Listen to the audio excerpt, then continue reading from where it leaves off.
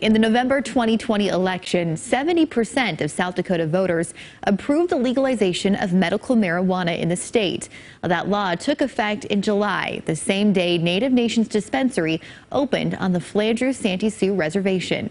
But in tonight's Eye on Cattleland, potential patients across South Dakota say the state's medical marijuana program is taking much longer to effectively roll out.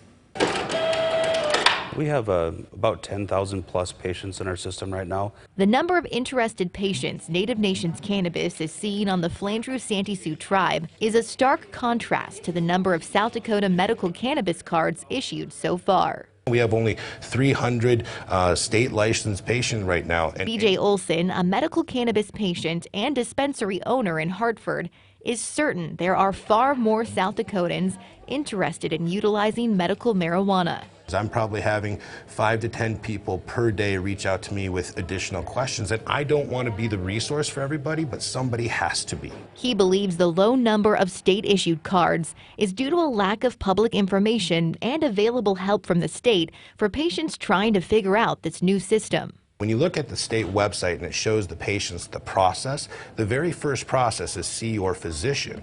Well, as we know, with 2,000 physicians in the state, there's only 90 of them that are certified to help a patient with cannabis, but nobody knows who those 90 are.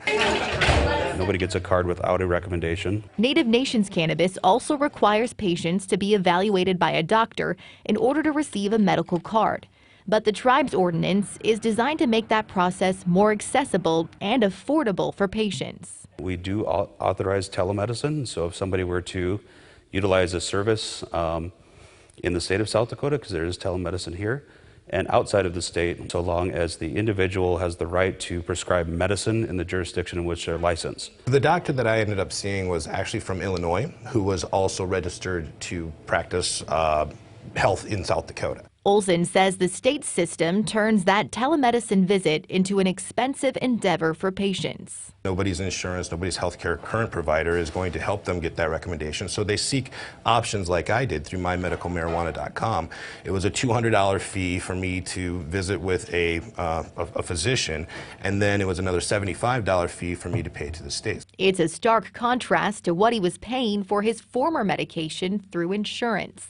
My insurance allows me to get oxycodone for $2. Several years ago, Olson's physician wrote him an open prescription for opioids to help him manage pain while trying to hold off on back surgery for as long as possible. The opioids work. They take away the pain, but they take away all emotion. They take away all feeling in general. And I just couldn't live that way. It's why he said he was willing to pay whatever premium the state required to ensure he had legal, legitimate access to another form of pain management medication. It's not the typical stoner. I'm a successful business person. I know many successful people who utilize cannabis, but not for the way that people would typically think. They utilize it to help them relax, to help them sleep, reduce the amount of pain, and not make me a zombie like the opioids had. While the medical marijuana works for him, Olson says the state's cards are lacking. This is my South Dakota medical marijuana card that I got for $275. It is a piece of paper. There's nothing to this card at all. As you can tell,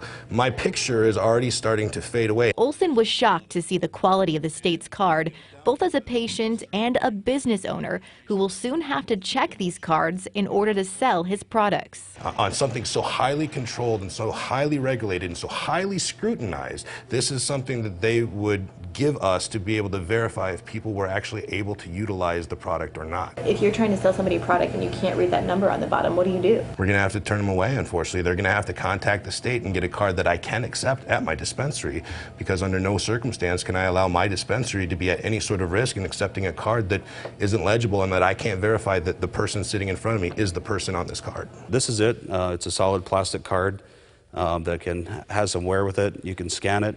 It's another stark contrast to Native Nations' medical cannabis program, where their solid cards play a major role in the security of their dispensary. We utilize BioTrack. It has a function where if we import that, they can kick out a card that has a unique number and a unique barcode, so that when a patient purchases products, it will know exactly where they're at and make sure that they're an actual valid patient. But patients who pass the tribe's requirements are finding the biggest difference between the two cards is the protections they provide.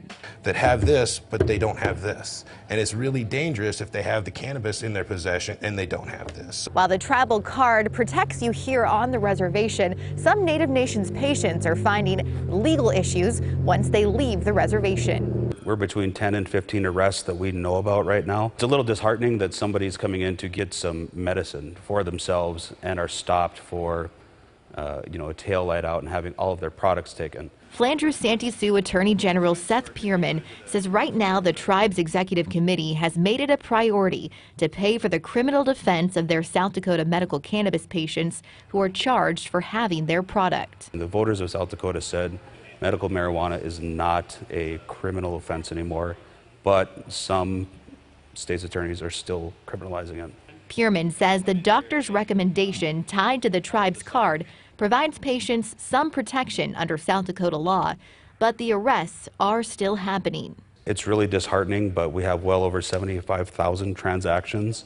So 10 or 15 people out of 75,000 transactions is still very minimal in the overall stance of what's going on. That risk is why Olson says even though the state's card may be flawed, the protection it provides makes it essential for all cannabis patients. Absolutely. So this card right here gives me protection in the state currently. So regardless of how I acquired my cannabis, as long as I have this and I'm in possession of this, then I can't be prosecuted. My word of advice to the public service announcement is if you are going to be a medical cannabis patient, go out and get your card.